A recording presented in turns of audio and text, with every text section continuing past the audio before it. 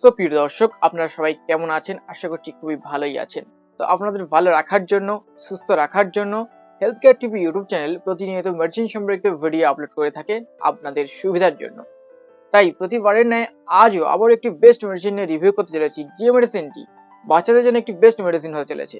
কিছু কিছু বাচ্চাদের দেখতে পাওয়া যায় প্রচুর পরিমাণে ঠান্ডা লাগে, ঠান্ডা কিছুতেই পিছু ছাড়ছে না, কন্টিনিউ ঠান্ডা লেগেই থাকছে, বারবার ঠান্ডা রিপিট আসছে, যার ফলে বাচ্চার বাড়িতে গার্জেনরা প্রচুর পরিমাণে টেনশন করে, প্রচুর ডিপ্রেশনে ভোগেন যে বাচ্চার কি হবে। তো সেই সকল সমস্যা থেকে মুক্তি পাওয়ার জন্য আমি আজকে একটি বেস্ট মেডিসিন নিয়ে রিভিউ করবো, তাই ভিডিওটি স্কিপ না করে সম্পূর্ণ দেখতে থাকুন। ভিডিওটির প্রত্যেকটা মুহূর্ত আপনাদের জন্য খুবই গুরুত্বপূর্ণ। কিছু কিছু বাচ্চাদের দেখতে পাওয়া যায় প্রচুর পরিমাণে ঠান্ডা লেগে আছে, যার ফলে নাকে থেকে প্রচুর পরিমাণে সর্দি আসছে, প্রচুর পরিমাণে শ্বাসকষ্ট হচ্ছে, প্রচুর পরিমাণে কাশি হচ্ছে, বুকে প্রচুর পরিমাণে কফ জমে আছে, এছাড়া অ্যাজমার সমস্যা আছে, এছাড়া স্কিন ইনফেকশন হয়ে আছে, এছাড়াও ডাস্ট অ্যালার্জি আছে, এছাড়া প্রচুর পরিমাণে ঠান্ডা লেগেই থাকছে। এরকম সমস্যা থেকে মুক্তি পাওয়ার জন্য আজকে একটি বেস্ট মেডিসিন নিয়ে রিভিউ করব, যে মেডিসিনটির নাম হলো ল্যাভেটা এম সিরাপ। যে সিরাপটির mainly benefit, side effect, dose, uses সম্পূর্ণ বিস্তারিত আলোচনা করবো এই ভিডিওর মাধ্যমে। ভিডিওটি শুরু করার আগে ছোট্ট একটি রিকোয়েস্ট চেয়ে নেবো, যদি আমার চ্যানেলে এখনো পর্যন্ত আপনারা নতুন হয়ে থাকেন প্লিজ সাবস্ক্রাইব করে পাশে থাকা বেল আইকনে ক্লিক করে দেবেন, তাহলে আমার সমস্ত আপডেট ভিডিওগুলি সবার সময় আপনাদের কাছে পৌঁছাবে, যা দেখে আপনি এবং আপনার ফ্যামিলি খুবই উপকৃত হবে। এই যে ল্যাভেটা এম সিরাপ, যে সিরাপটি সম্পর্কে ডিটেলসে প্রথমে জেনে নেব। এই যে সিরাপটি 60 ml এর একটি সিরাপ, যে সিরাপটির কোম্পানির নাম হলো অ্যালেম্বিক ফার্মা প্রাইভেট লিমিটেড, যার ব্র্যান্ড নেম হলো ল্যাভেটা এম সিরাপ। যে সিরাপটির কম্পোজিশন কি আছে দেখানো, কম্পোজিশন আছে লিভোসেট্রিজিন 2.5 mg এবং মন্টেলুকাস্ট আছে 4 mg। এই দুটি কম্পোজিশন অ্যাটাচ করে একটি মেডিসিন তৈরি করা হয়েছে, যে মেডিসিনটি কম্বিনেশন একটি মেডিসিন, যে মেডিসিনটি 60 ml এর সিরাপের দাম পড়ে প্রায় 110 টাকা, 110।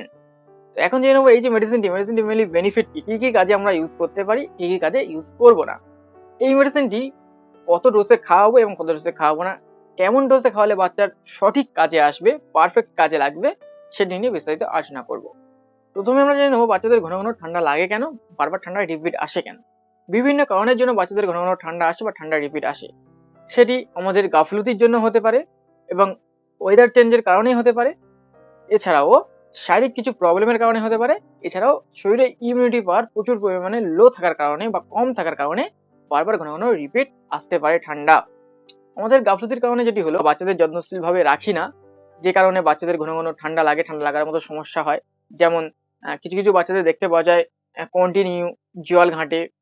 এছাড়াও শারীরিক প্রবলেম বা ইমিউনিটি পাওয়ার লোর কারণে যে ঠান্ডাটা লেগে থাকে, এর কারণে বিভিন্ন রকম মেডিসিন পাওয়া যায় ইমিউনিটি পাওয়ার হাই করার জন্য, সেটি অলরেডি আমার চ্যানেলে ভিডিও আপলোড করা আছে, আপনাদের প্রয়োজন হলে দেখে আসতে পারেন। এছাড়াও ওয়েদার চেঞ্জিং এর কারণে যে ঠান্ডাটি লাগে হলো, যখন গরমের ওয়েদার থেকে ঠান্ডা ওয়েদারে আসে, মানে ওয়েদার চেঞ্জের সময় বা ঠান্ডা থেকে গরমের ওয়েদারে আসে, বাচ্চাদের শরীর ঠিক ওয়েদারের সঙ্গে অ্যাডজাস্ট করে নিতে পারে না, যে কারণের জন্য ওয়েদার চেঞ্জিং এর কারণে বাচ্চাদের ঘন ঘন ঠান্ডা লাগে। ওয়েদার চেঞ্জিং এর সময় বাচ্চাদেরকে খুবই যত্নশীল ভাবে, যত্ন সহকারে রাখতে হবে। আর যদি যত্ন সহকারে না রাখা হয়, তাহলে বাচ্চাদের ঠান্ডা লাগার মতো সমস্যা দেখতে পাওয়া যায়। আর ওয়েদার চেঞ্জিং এর সঙ্গে সঙ্গে বাতাসে প্রচুর পরিমাণে ভাইরাস এবং ফ্লু উড়ে বেড়ায়, যেগুলি বাচ্চাদেরকে অ্যাটাক করে, যার ফলে ঠান্ডা লাগার মতো সমস্যা দেখতে পাওয়া যায়। আরো একটি মেন যে কারণটি হলো, কিছু কিছু বাচ্চাদের গার্জেন আছে যে ডাক্তারবাবুকে দেখিয়ে ওষুধ নিয়ে এসে, মেডিসিন নিয়ে এসে বাচ্চাকে ঠিকঠাক ভাবে না খাওয়ানোর কারণেও বারবার ঘন ঘন ঠান্ডা রিপিট আসে।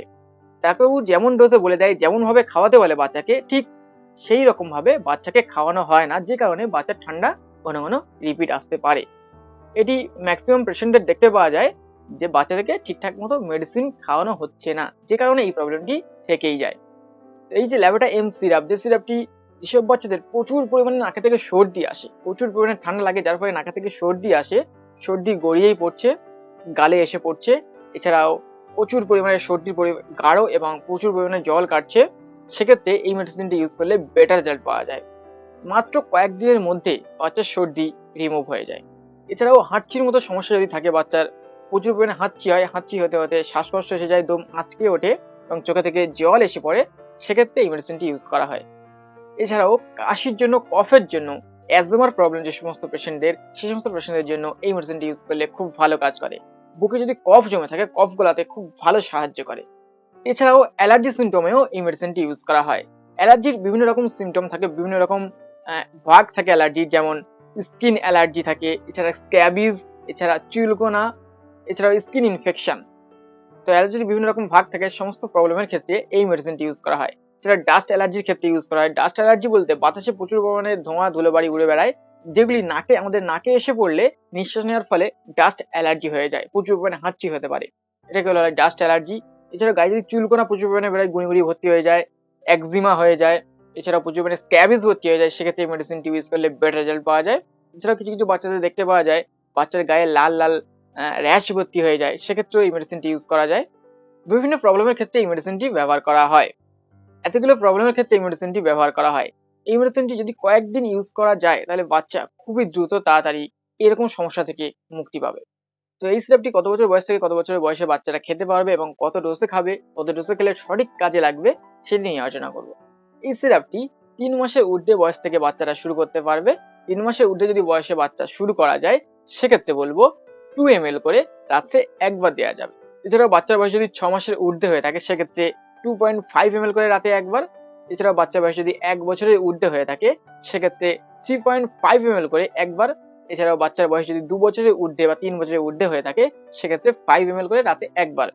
বাচ্চার ওয়েট এবং শরীরের কন্ডিশন বুঝে, রোগের কন্ডিশন বুঝে এবং বয়স বুঝে ডোজটি আবার ডিফারেন্স হতে পারে। সেক্ষেত্রে বলবো অবশ্যই ডাক্তারের পরামর্শ করে নেবেন, সেক্ষেত্রে আপনাদের উপকারী হবে। আই হোপ ভিডিও দেখে আপনাদের উপকারে আসবে। যদি উপকারে এসে থাকে, ভালো লেগে থাকে, অবশ্যই একটি লাইক, কমেন্ট, শেয়ার এবং সাবস্ক্রাইব। এবং ভিডিওটি দেখে যদি আপনার কোনো কোশ্চেন থেকে থাকে, কোনো কিছু জিজ্ঞাসা করার থাকে, অবশ্যই আমার কমেন্ট বক্সে কমেন্ট করতে পারেন, আমি জানিয়ে দেওয়ার চেষ্টা করব।